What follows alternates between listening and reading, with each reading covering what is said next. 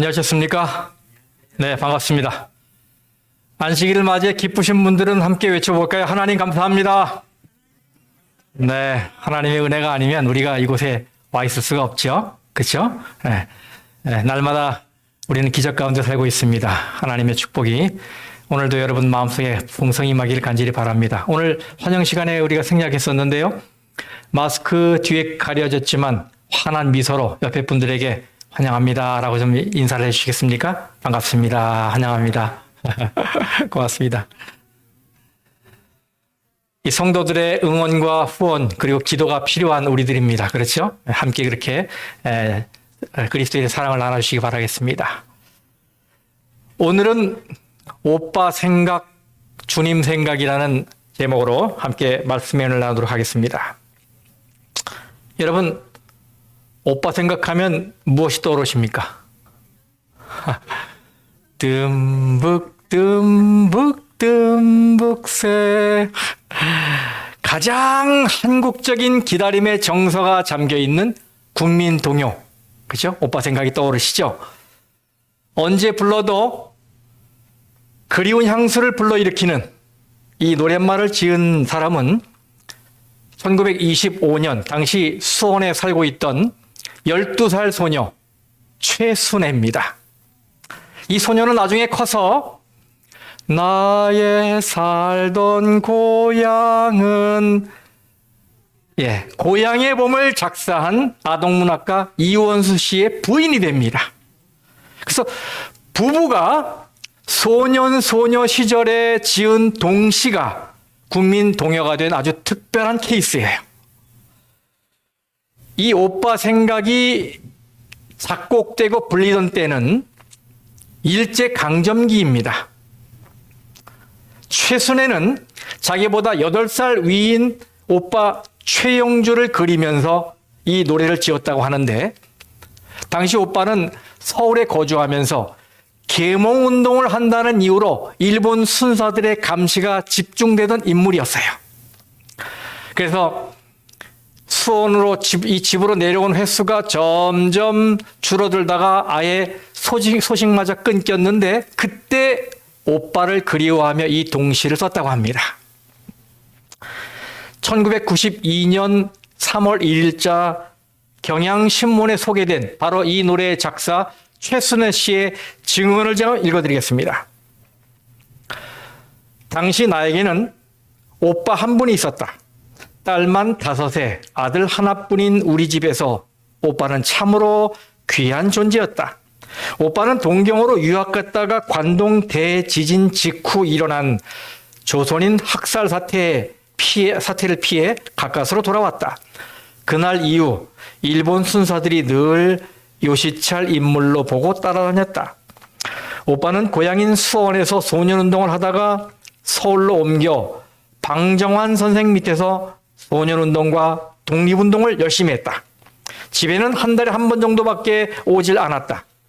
오빠가 집에 올 때면 늘 선물을 사왔는데 한 번은 다음에 올 땐 우리 순애 고운 댕기 사줄게 라고 말하고 서울로 떠났다. 그러나 서울 간 오빠는 소식조차 없었다. 그런 오빠를 그리며 과수원 밭둑에서 서울 하늘을 보면서 울다가 돌아왔다. 그래서 쓴 시가 바로 오빠 생각이었다. 이 노래 1절 가사에 나오는 뜸북새와 뻐꾹새는 다 여름새입니다. 그런데 이 여름새들이 올 때 돌아오겠다며 서울로 떠난 오빠는 2절 가사에 나오는 기러기와 귀뚜라미가 오는 가을에도 돌아오질 않았어요. 이 노래의 끝부분을 1930년대 유성기에서 흘러나오는 노래로 잠깐 들어보겠습니다.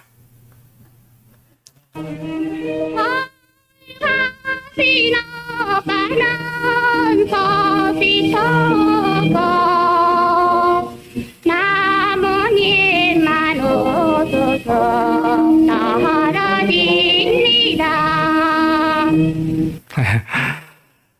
여러분, 오빠 생각에 눈물을 흘린 이 어린 소녀의 한스러운 그리움의 원형은 무엇일까요? 삶의 현장에 수많은 기다림이 있습니다. 엄마를 기다리고 학교 갈 날을 기다리고 가게 주인은 손님을 기다리고 사람들은 차례를 기다립니다. 주부는 밥이 되길 기다리고 전화를 기다리고 퇴근하는 가족을 기다립니다. 혹 어떤 분은 여기서 설교가 빨리 끝나기를 기다릴지도 모르겠습니다. 신앙도 기다림입니다. 그렇죠? 우리는 기도의 응답을 기다리고 늦은 비 성령을 기다리고 부흥 성장을 기다립니다. 하나님은 잘 기다린 사람을 사용하시고 잘 기다린 사람에게 복을 내려주셔요. 교단마다 그 교단을 특징 짓는 한 단어가 있어요. 예를 들어 감리교회는 성결, 캐톨릭은 평화, 구세구는 구제, 침례교는 중생이에요. 그럼 여러분, 우리 재림교회를 특징 짓는 한 단어가 있다면 그것은 무엇일까요? 예, 바로 재림 혹은 소망입니다. 그래서 그 기다림의 열망을 교단 이름에 넣은 거예요. 그렇죠? 애드벤티스트. 사실 교단 이름에 예수 재림을 넣은 교회는 제가 알기로는 우리 교회가 유일합니다. 그 많은 교단 중에 이 재림이 들어가 있는 교단 이름은 제가 알기로는 유일해요. 우리는 말씀을 들고 하늘을 바라보며 그리스도의 다시 오심을 기다리는 재림 신자들입니다. 기독교 역사를 보면 오늘 우리처럼 예수의 재림을 간절히 기다린 기록이 나와요. 우리 재림교회가 태동하기 전 19세기 초엽에 이 기독교계에는 당시 미국과 유럽을 중심으로 예수의 재림이 임박했다는 종말론적 신앙 분위기가 널리 퍼지고 있었어요. 이때 미국 동북 지역에서 일어난 초교파적 운동이 바로 밀러라이트 무브먼트, 밀러 운동이라고 하는 재림 운동입니다. 이 운동을 밀러 운동이라고 부르는 이유는 당시 뉴욕 북부에 살고 있던 윌리엄 밀러라는 침례교 신자가 이 운동을 주창했기 때문입니다. 이 윌리엄 밀러는 한 번도 재림교인이 된 적이 없는 사람입니다. 침례교 신자예요. 그는 다니엘 8장 14절에 나오는 2300주에 대한 예언 해석을 근거로 예수께서 1844년 10월 22일에 재림하신다고 발표했어요. 1844년. 아득히 먼 옛날의 일이죠. 당시 이 재림운동은 많은 사람의 호응을 얻었습니다. 장로교인, 감리교인, 침례교인, 그래서 개신교인 50만 명이 참여한 운동이었어요. 이름이 확인된 목사만 해도 174명이나 되었습니다. 하지만 1844년 10월 22일에 그들이 고대하던 예수의 재림은 이루어지지 않았습니다. 이 사건이 백과사전에는 Great Disappointment, 대실망이라고 기록되어 있어요. 기대가 크면 실망도 큰 법이지요. 재림운동에 참여했던 사람들은 그날 틀림없이 예수가 오실 줄 알았기 때문에 농부들은 추수거리를 들판에 그냥 놔뒀고 상인들은 가게 문을 닫고 집집마다 승천 준비에 분주했습니다. 어느 이발관에는 오늘부터 이 이발관은 영원히 문을 닫습니다 라는 팻말을 붙여놨다고 합니다. 그런데 그들이 기다리던 주님은 날이 어두워 자정이 되었어도 나타나지 않았어요. 재림운동사에 남아있는 기록을 보면 그들은 승천복이라고 이렇게 지어서 입고 어센션 락이라고 하는 승천 바위라는 곳에서 하루 종일 예수가 나타나기를 또 자기 몸이 뜨기를 기다리다가 자정을 알리는 종소리가 울리자 너무나도 서러워서 서로 부둥켜 안고 울었다라고 기록되어 있어요. 그 후 재림 신자들은 참 많은 핍박을 받았습니다. 그들에게 세상은 참 힘들었어요. 세상 사람들은 재림 신도들의 재림 신앙을 야유했습니다. 아니, 너희는 아직도 하늘에 올라가지 않았느냐? 너희들이 불타 없어진다는 세상은 아직도 멀쩡하네?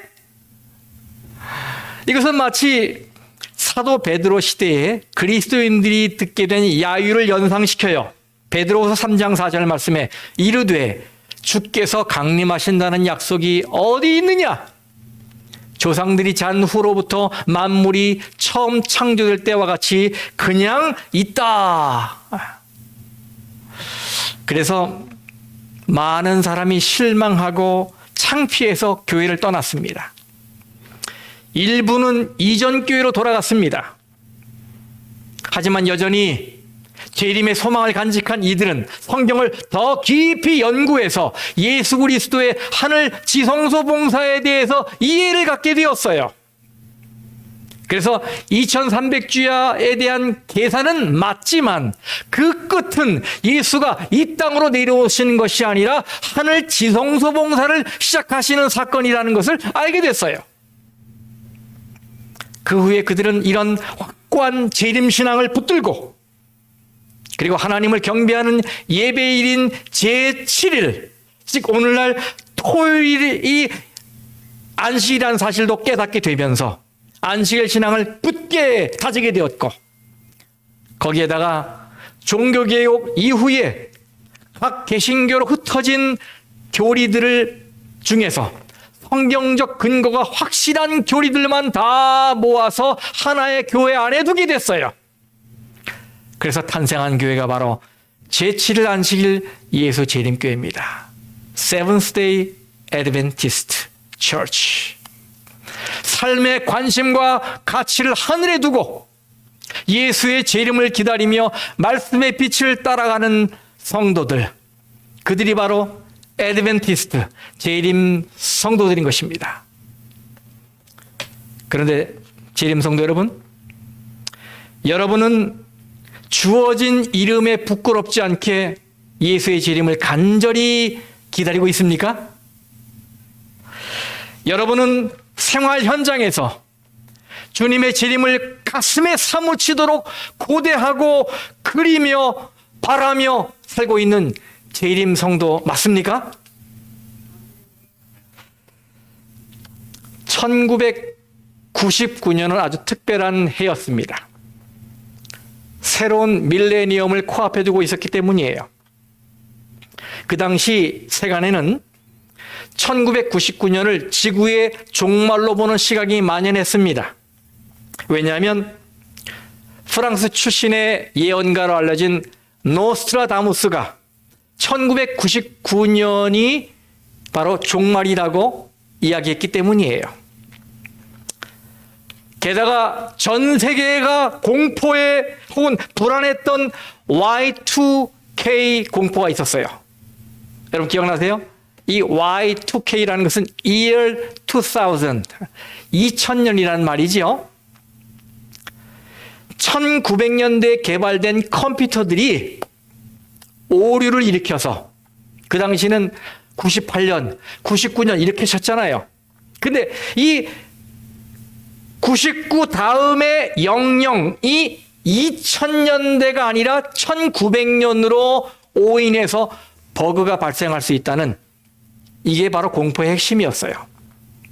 그래서 최악의 경우 전기가 끊어지고 금융권이 마비되고 통신이 두절되고, 그래서 세상이 대혼란에 빠질 것이라며 난리 법석을 떨었죠. 사람들은 세상이 이렇게 끝나는구나 라고 생각했었어요. 다들 충격과 공포에 휩싸였어요. 그런데 아무 일도 일어나지 않고 그 시대가 지나갔습니다. 이후에도 사람들은 이 지구와 달의 거리가 가까워지면서 평소보다 더 밝고 더 커진 슈퍼문을 보았을 때, 그리고 그것이 붉은색으로 보이는 블러드문이 되었을 때, 또 그것이 대기 월식과 겹쳤을 때 세상 종말이 다가왔다며 불안해했어요. 그런데 그 사건들도 그냥 지나갔어요. 세계 곳곳에서 사람들은 지진을 경험하고 화산을 경험하고 쓰나미를 경험하고 전쟁을 경험하고 대형 참사와 끔찍한 사건들을 경험할 때마다 지구 종말을 이야기했습니다. 또 지금도 우리는 사상 초유의 팬데믹 사태를 겪으며 고통스러워하고 있어요. 우주 시대를 연 인간인데 1년 반이 넘는 기간 동안 바이러스라고 하는 미물과의 싸움에서 맥을 못 추고 있네요. 분명 이런 사건들은 주의 재림이 가까웠다는 징조인 것은 분명하지만 그동안 교인들은 사건이나 시기에 맞춰진 수많은 재림 설교들을 접하다 보니 이제는 마음이 무뎌져서 웬만한 경고에도 끄떡도 안 합니다. 여기 끄떡 하시는 분 계십니까? 끄떡 한 분 계셔요? 요즘 위기다라고 느끼시는 분 계십니까? 많지 않을 거예요. 그러면서 우리는 지금 2021년을 살고 있습니다. 그런데 여전히 주님 재림 소식은 들리지 않고 있어요. 반짝 경각심을 주고 잠시 긴장하게 한 종말에 대한 소문들은 오늘도 아무 일 일어나지 않은 채 파일로 쌓여만 갑니다. 그래서 이제는 솔직히 재림에 대한 설교가 실없게 들리고 불편하게 들려요. 그 재림에 대한 설교를 한다는 자체가 참 멋쩍어요. 이게 오늘 우리의 고민이에요. 여러분, 그럼 이제 예수 재림에 대한 소식은 비현실적인 것이 된 것일까요? 그럼 우리는 이솝 우화에 나오는 거짓말을 일삼은 그 양치기 소년이 된 것입니까? 계속되는 불발에 마음이 둔해져서 사람들의 관심이 떠나 있는데 그래도 우리는 재림을 외쳐야 할까요? 이런 상황에서도 우리가 포기하지 않고 재림을 기다리는 것이 맞는 것인가요? 그렇다면 우리의 기다림을 가능하게 하는 건 무엇일까요? 그 끝모를 기다림을 견디게 하는 힘은 무엇일까요? 저는 이번 주 내내 이런 고민을 하며 기도했어요. 그런데 갑자기 이런 음성이 들리더라고요. 양치기 소년 때문에 사람들의 마음이 무뎌진 것과는 별개로 늑대는 어떻게 되었나? 바로 이런 음성이었어요. 여러분, 늑대는 어떻게 됐습니까? 네. 그 양치기 소년의 이야기에 늑대는 결국은 나타났잖아요. 마찬가지로 비록 너무나 많은 이 세상의 양치기 소년들이 새 사회에 무리를 일으키고 그 결과 사람들의 마음이 무뎌졌지만 여기서 우리가 놓쳐서는 안 되는 성경의 진리 하나는 뭐냐? 바로 우리 주님이 반드시 다시 오신다는 소식 아니겠습니까? 요한계시록 22장 20절 말씀입니다. 이것들을 증언하신 이가 이르시되 내가 진실로 속히 오리라 하시거늘 아멘 주 예수여 오시옵소서. 네, 그렇습니다. 사람들의 반응과 상관없이 우리 주님은 반드시 다시 오십니다. 그러므로 우리의 반응은 변함없이 아멘 주 예수여 오시옵소서여야 합니다. 우리의 기다림은 분명 기다림만으로 끝나지 않을 겁니다. 왜냐하면 우리가 믿는 그 주님은 살아계시며 약속을 지키시는 분이시기 때문입니다. 하나님이 말씀하세요. 하박국서 2장 3절에 이 묵시는 정한 때가 있나니 그 종말이 속히 이르겠고 결코 거짓되지 아니하리라. 비록 더딜지라도 기다리라. 지체되지 않고 반드시 응하리라. 저는 이 약속을 100% 믿습니다. 여러분도 그러십니까? 많은 사람이 주의 오심이 지체되고 있다고 생각합니다. 그러나 사실 그것은 인간의 관점에서 그런 것이지 우리 주님은 정한 때에 오셔요. 그런데 사람들은 초조함과 조급함을 느끼거나 또 기다림이 너무 길다고 또 너무 지루하다고 힘들어해요. 여러분 이것을 어떻게 해결해야 할까요? 즉 우리 가운데 이런 마음이 있는 거 사실인데 어떻게 하면 해결될 수 있을까요? 먼저 우리는 언제 여러분 조바심을 느끼는지 생각해 보세요. 언제 조바심을 느끼는가? 대부분 노력하고 애를 쓰고 기대했는데 내 뜻대로 이루어지지 않았을 때 초조해하거나 또 조급해져요. 그렇죠? 그럼 예수의 재림을 기다리면서 우리가 조바심을 갖는 이유는 무엇일까요? 바로 그 기다림의 중심에 내가 있기 때문입니다. 사별한 가족을 빨리 만나고 싶은 거예요. 죽음을 맛보지 않고 살아서 주님을 맞이하고 싶은 거예요. 나를 힘들게 하는 지긋지긋한 세상을 빨리 벗어나고 싶은 것입니다. 이 재림 사건의 중심에 누가 있어요? 내가 있어요. 내 바램, 내 욕심이 들어가 있어요. 이 초점이 나에게 있는 거예요. 그러니까 내 마음대로 빨리 이루어지지 않으니까 조바심이 나는 거예요. 그런데 여러분 조바심을 갖게 되면 신앙이 불안해집니다. 그리고 가슴이 답답해지고 마음도 우울해져요. 이것은 신앙의 독이 되는 것이지요. 그래서 우리는 내가 왜 재림을 기다리는지 그 이유를 나에게서 예수님에게로 옮길 필요가 있어요. 이 재림의 주인공은 누굽니까? 예수 그리스도예요. 그분은 복음의 주인공이고 소망의 주인공이십니다. 그 외의 모든 좋은 것은 다 예수와 함께 따라오는 보너스인 거예요.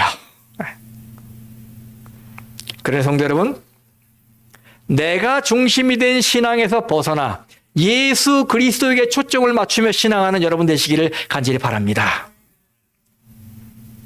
그래야 조바심을 이길 수가 있어요. 여러분, 그러면 우리는 왜 재림이 멀게 느껴지고 그 기다림이 지루하게 느껴집니까?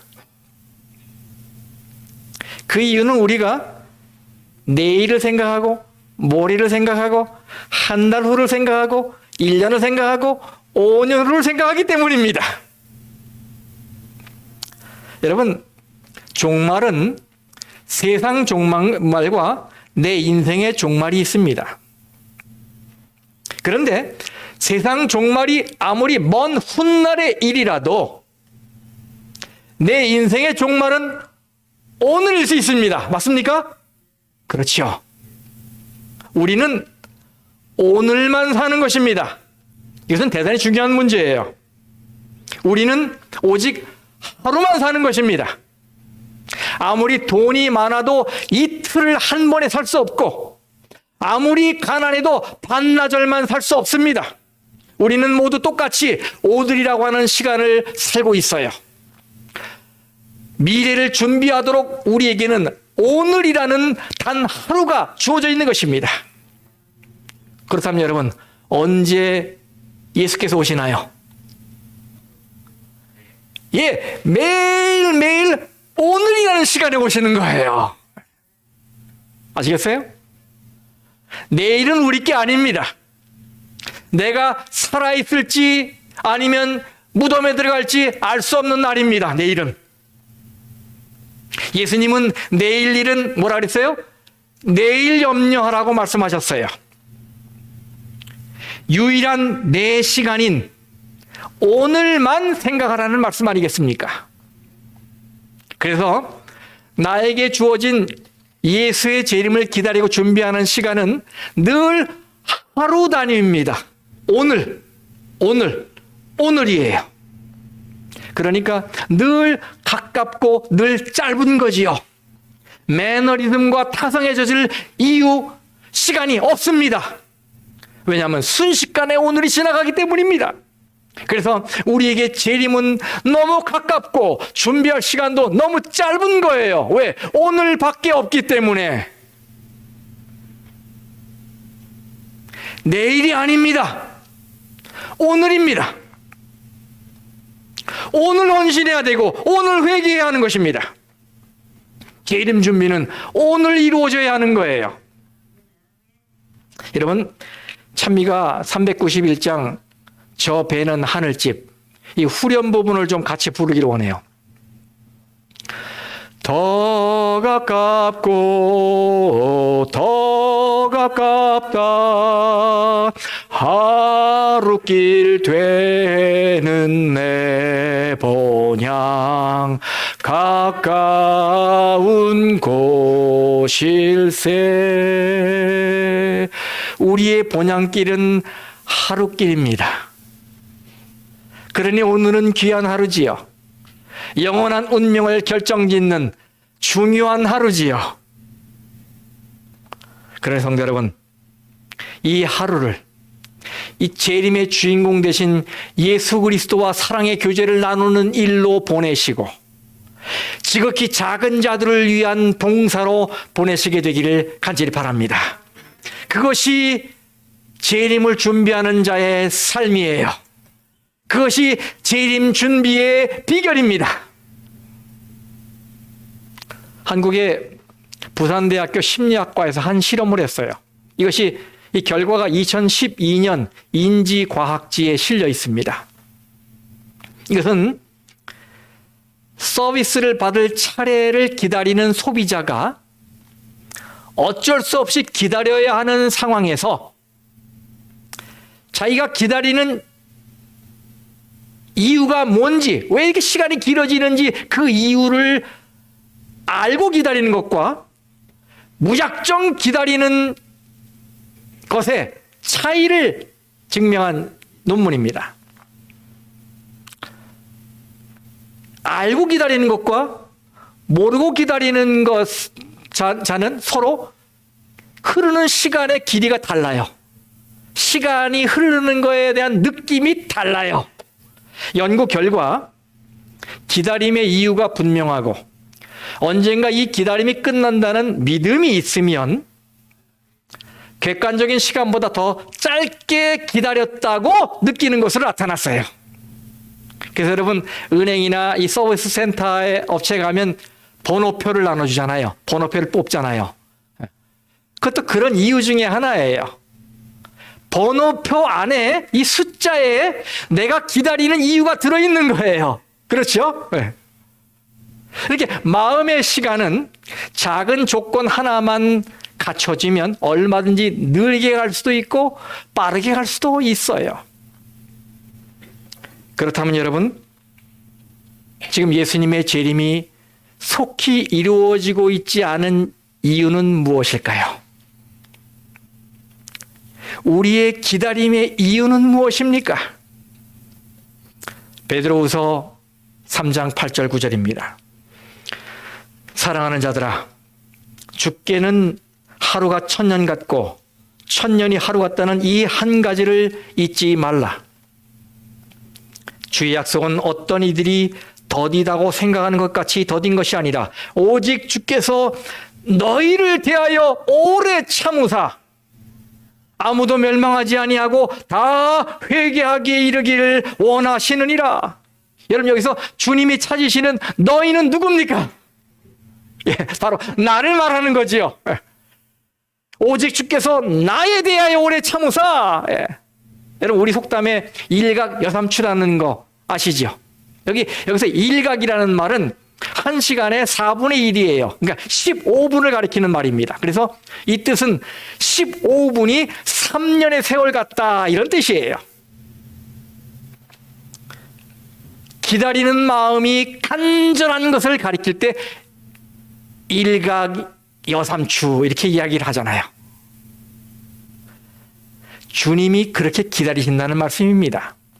우리가 회개하기를 얼마나 간절히 기다리시는지 하루를 기다리는 것이 마치 1000년을 기다리는 것과 같다 하셨어요. 여러분 그렇습니다. 기다리는 건 우리만이 아니에요. 누구도 기다리셔요? 주님도 기다리십니다. 우리가 회개하고 변화되기를 오래 참으시며 기다리고 계셔요. 여러분 이런 주님의 마음을 아십니까? 여러분 우리가 어떤 사람이기에 우리를 그렇게 기다리십니까? 어떤 사람이기에? 우리는 살면서 좋은 사람이라고 우리가 규정 짓는 사람이 있어요. 사람마다 자기 기준에 이 사람은 좋은 사람이고 이 사람은 나쁜 사람, 싫은 사람이 이렇게 규정 지어요. 그런데 따져볼 것도 없이 누구에게나 좋은 사람이 되는 사람이 있어요. 그 사람은 바로 다시 만나고 싶은 사람입니다. 다시 만나고 싶은 사람. 다시 만나면 즐거운 사람. 다시 만나면 헤어지기 싫은 사람. 이 사람이 나에게 좋은 사람이에요. 그러면 누가 싫은 사람입니까? 다시 만나고 싶지 않은 사람이 싫은 사람이에요. 그 사람 다시 만나고 싶지 않아. 그 사람이 내게 오는 것도 싫어. 그런 사람은 싫은 사람이에요. 그런데 여러분 이 말씀을 보세요. 요한복음 14장 3절. 가서 너희를 위하여 거처를 예비하면 내가 다시 와서 너희를 내게로 영접하여 나 있는 곳에 너희도 있게 하리라. 여러분 우리 주님은 우리에게 다시 오고 싶으셔서 안달하십니다. 여러분 우리가 예수님에게 어떤 존재라는 말입니까? 예, 좋은 사람이란 말이에요. 저와 여러분은 예수님에게 좋은 사람이에요. 그래서 우리 주님이 다시 오고 싶으셔요. 자꾸 그렇게 만나고 싶어 애를 쓰셔요. 그래서 예수님은 우리를 그리워하시고 우리가 회개하기를 오래 참으시면서 기다리시고 우리와 함께 있고 싶어서 다시 오시는 것입니다. 우리를 얼마나 좋게 여기시면 그러시겠어요. 그리고 기다리는 건 우리와 예수님만이 아닙니다. 사탄도 기다립니다. 사탄은 무엇을 기다립니까? 바로 우리가 재림신앙에 지치기를 기다립니다. 그러니 우리는 어떻게 하겠습니까? 우리가 지치기를 기다리는 사단을 지치게 만들어야 합니다. 그렇죠? 어떻게 해요? 우리가 지치기를 기다리다가 도리어 지쳐서 두 손 들게 우리가 주님을 기다리는 일을 오늘도 더욱 불태움으로 말입니다. 이사야서 25장 9절에 그날에 말하기를 이는 우리의 하나님이시라. 우리가 그를 기다렸으니 그가 우리를 구원하시리로다. 이는 여호와시라. 우리가 그를 기다렸으니 우리는 그의 구원을 기뻐하며 즐거워하리라. 여러분 우리 주님께서 하늘 구름 가운데 나타나실 때에 이 승리의 환호성이 우리의 입술에서 터져 나오게 될 겁니다. 우리가 그를 기다렸으니 우리는 그의 구원을 기뻐하며 즐거워하리로다. 성도 여러분, 동요 속의 서울관 오빠는 여동생의 생각에만 머물며 안타까움을 남겼어요. 그러나 하늘집을 마련하기 위해 가신 우리의 오빠, 우리의 주님은 주님을 생각하는 재림 성도에게 반드시 그분 자신이 보상이 되어 우리 앞에 나타나실 것입니다. 반드시. 그러니 오늘도 여전히 주님 생각에 그리움의 눈물을 흘리는 재림 성도로 살아가시기를 간절히 바랍니다. 말씀 마치겠습니다.